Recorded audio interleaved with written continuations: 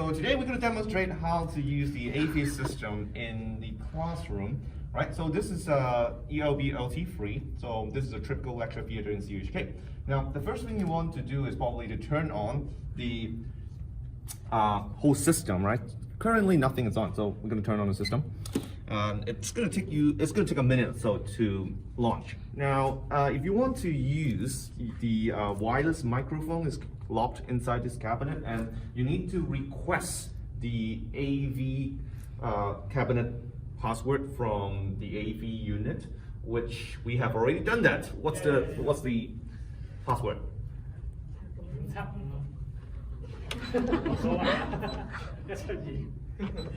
Right, now the passcode is different for different classrooms, so you have to request it for your classroom.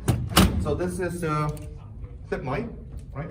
So it's up to you whether you want to use it, right? If you always stay on the lectern, you can just use the microphone there. But if you like to walk along, this is helpful. Now you also have to turn on the computer. It's not on by default. You turn it on, and if you're using the computer in the lectern, then you actually have to choose the PC option, right, on this control panel. If you're using your own computer, you have the option of either connecting with DSUB, right, VGA, or HDMI. That's the only options, right? So the HDMI connector is actually the large one, right, which is not available on many laptops. You might need a converter. If you need that, then you would have to purchase that. In terms of internet connection, you can obviously use Wi-Fi, but you can also use the Ethernet cable available here. Right, so we're just gonna use the desktop on the lectern. This is usually how I would recommend you use if you are going to do a hybrid teaching, right? If you're just doing face-to-face, it's all right if you want to use your own laptop. But if you're going to do hybrid teaching, it's often more convenient to use the desktop computer on the lectern as the host, right? So we're going to do that. We're going to start Zoom, and you should connect the internet. Oh, all right. Sorry. All right. Before we go there, these computers are not connected to the internet by default. You actually need to sign in to CUHK VPN before you can connect anywhere. I would recommend actually having your teaching assistants come in early and sign in, right? You don't need to sign in with your own account. You can have a teaching assistant coming in earlier. We're gonna sign in with my ID, right? All right. Someone saved your. Here we go.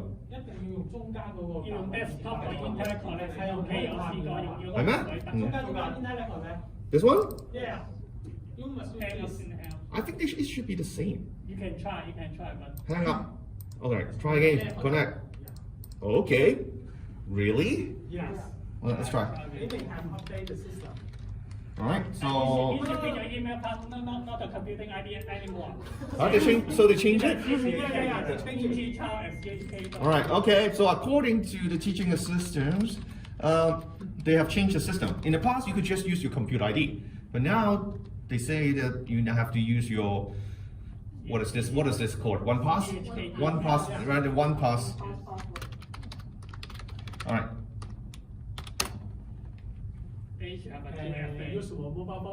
All right.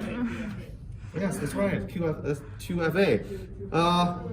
Right, this is going to be problematic in classrooms where you don't actually get good connection, like downstairs in LT4. Right, so all right. So actually, you should approve it first because there's actually a timeout. So click on the Internet Connect button. Use your OnePass credentials. Remember to have your cell phone so that you can complete the two-factor authentication. Now you are connected to the internet, and we can start a Zoom session. All right, so sign in, SSO, CUHK, OnePass again. We should keep a count on how many times we're going to enter our OnePass credentials. All right.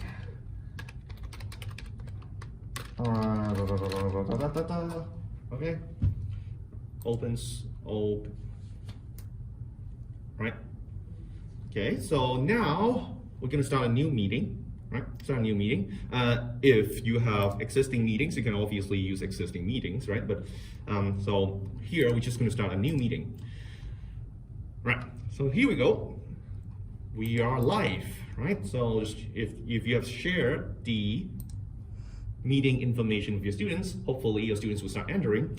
If you have activated waiting room, which is the default right now, the students would actually be waiting in the waiting room. During class, it's probably best to have a teaching assistant monitoring the waiting room, right? You might want to set your teaching assistant as a co-host so that the teaching assistant will be able to allow students in, because you might not notice that there are students in the waiting room while you're teaching, right? So here right now, it's just us. Right, so if you're primarily using PowerPoint slides, then all you need to do is to load the PowerPoint slides. You can use a USB thumb drive, you can download it, and then you just go share screen, right? Here's the green button, share screen, use PowerPoint, and there you go. Now let's try that, right? We're just gonna open PowerPoint. Right? Which is on the okay. Cancel. Right. Hope. Does anything work? No, because it's not activated. Thanks, ITSC. What am I supposed to do? Let's try again, right? Maybe this is just because class hasn't started yet. Oh, let's try activating it. Maybe that works. All right, but I think you will need to do that every single time you start a computer. Whatever. No, it still says product activation failed. Try to sign in the PowerPoint. What? Sign in there for sign. So I have to sign in my own PowerPoint account. Try again. Let's try again. Okay, whatever. Right. We're gonna have to sign in every single time. Maybe you can try. Whatever. Okay, we're just gonna use this one single slide. We're just gonna use this one single slide. All right. Okay, and then we're gonna share screen, right? And there you go. Now, once again, we are assuming that you're trying to do hybrid teaching, right? So once you share screen, your PowerPoint slide appears on screen, right? So you can just teach as usual, right? Assuming so, and this is what your students are going to see. Now, I typically would just hide, right? I'm just going to hide the camera, right? Because it's quite distracting. So this is how it's going to work. I think it works good enough, right? In most cases.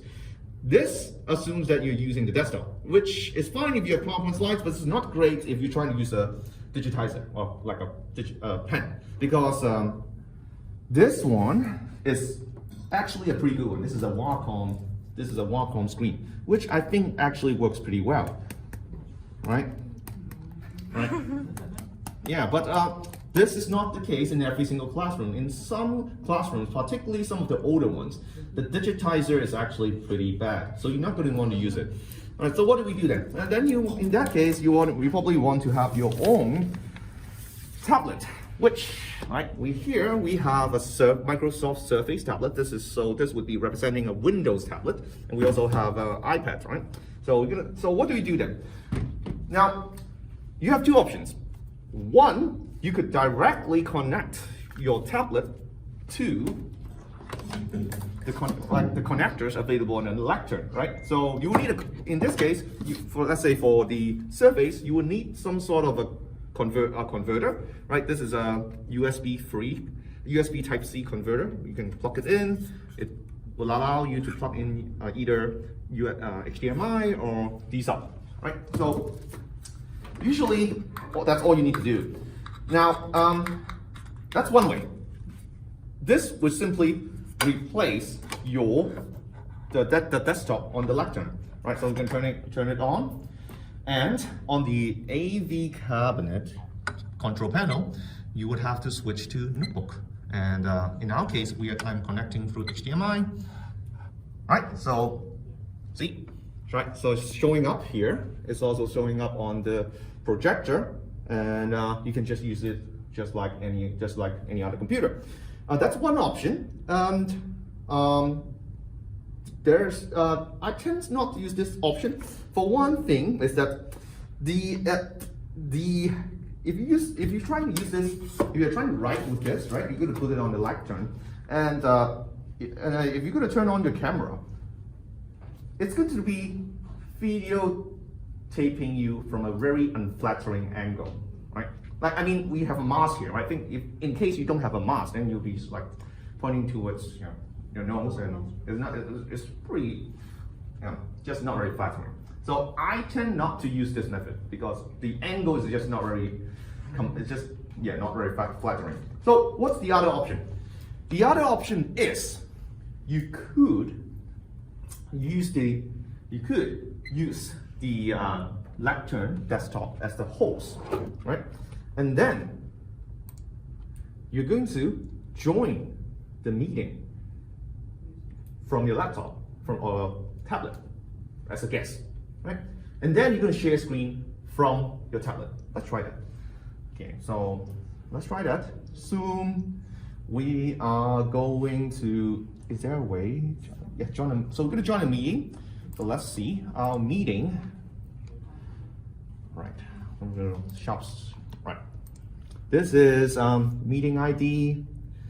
Right, 912-8539-9938. Right, so the join. Right, meeting passcode. Here it is. 719-605. Right.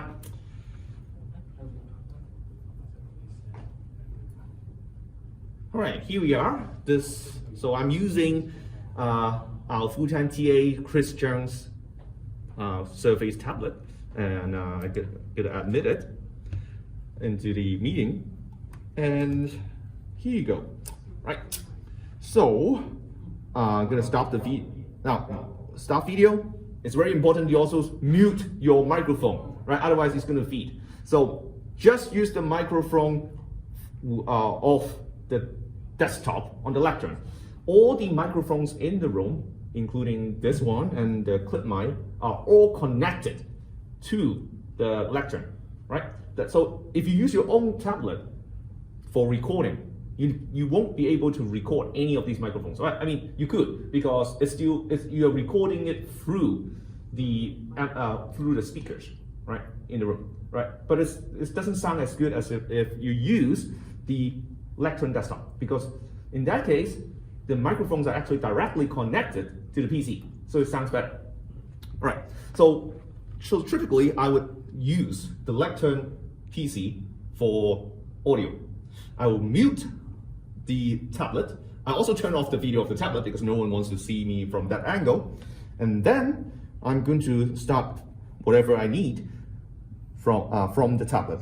Let's say PowerPoint, right? And then I'm going to start PowerPoint, and then I'm going to share screen from the tablet, right? Right. So now from the students really won't notice anything different, right? Whether you're using your tablet to share screen or the desktop, it doesn't matter to the students. They don't do, and as you see, it just shows a full screen. And usually this works a lot better because now you can actually write on a relatively flat surface, right? My computer is right here. So I just go full screen, right? And you can well, adjust setting as you like, and right. Okay. Right. Okay. Right. So it worked very well. The only thing you have to be a bit careful about is that depending on the internet connection, there might be a slight delay in when the image actually shows up, right, on the projector versus when you're writing like on your tablet. But like usually it's not a big problem, right? So I personally think this works a lot better. The camera is the webcam is like right in front of you. You have your tablet on a flat surface. It also takes the processing pressure off your tablet, right? if you're going to run Zoom from your tablet, after an hour or so, you'll find that your tablet is extremely hot, right? Because it's using a lot of processing power. And if you don't have your power adapter with you, you might run out of battery. So this also takes the pressure off the tablet, which probably works better. All right, so that's one option, right? You can use Microsoft Surface. You could also use iPad. For iPad, you actually want to use the, there's an app, I think. There's an app. Do we have this installed? Do we have Zoom installed? I don't think we actually have Zoom installed, right? Yeah, there's a department, yeah, but it's... Some of the departments laptop, have right. already installed Zoom. So, Yeah, because I have used not every department tablet has Zoom installed. So what you want to do is, right, you have to actually get the app, and I can't do that because, well, I actually need an Apple account too. Right. So, but if you're someone who uses an iPad, then you obviously should have the app installed, and it's the same idea, right? You just joined the meeting from your iPad, right? And then if you have an Apple Pencil, then you could just use it just like any other tablet, and you can put it on a flat surface, right? All right. So that would probably be that would be the recommended way. Just one more thing. Now, some teachers like to write like handwrite, right? The whiteboard is obviously not going to work because as you see, well, I mean, you can try. Let's try. Right? Let's try. Let's try. We can point the camera towards the. So first, there's quite a bit of technical difficulties here. First, you obviously need to retract the projector screen, right? Okay, we can do that. All right, so let's do that. Project screen. This is the center screen. We're gonna retract it, right? All right, so that shows you the whiteboard. You might like, but then we still have the problem because the projector is still on, right? So you might think, well, that's okay. You can just turn off the projector, right? Right? Okay, that's fine. Okay, so that's fine. It's still pretty dark here, so see, it's quite dark. If you write something, it's going to be hard to see. So let's turn on all the lights. So on the AV panel, let's turn on all the lights. All right, that's kind of the best we can do. And now let's start writing, right? Okay, so, all right, okay. Now, as you can see, it's actually not going to look great on camera, right? So we are recording it on camera, but we can let's check out this one, right? We're gonna stop sharing screen, and we're gonna focus on. All right, we're gonna focus on this one, right? You see how hard it is to see what you're writing, right? It's just very, very hard. So I honestly don't think this is going to work. If you try to use the webcam on the lectern to record what you're writing on the white screen, it's not going to work. Especially if you're trying to use the whole whiteboard, it's just not going to work. So this is not a viable solution. The other option is we do have in the lecture theaters, but not in every classroom. You have the visualizer. The visualizer is not connected to the computer by default, right? So there is the option of connecting the visualizer to the computer, but this, I believe, has to be done by request. So you would actually have to contact the AV unit ahead of time, so that they can actually install the necessary software and make the necessary connection. So it's not connected by default. So if you insist on handwriting on a piece of paper, then I think the visualizer is something you could consider. But once again, you have to contact the AV unit ahead of time so that they can set it up. I'm not exactly sure whether they actually have to replace the visualizer with another one. Right? Yeah. So the thing is, I'm not sure you can actually request that for every single classroom you're gonna use, right? So I'm not sure I'm not sure whether you can do that, but you can try, right? You can try.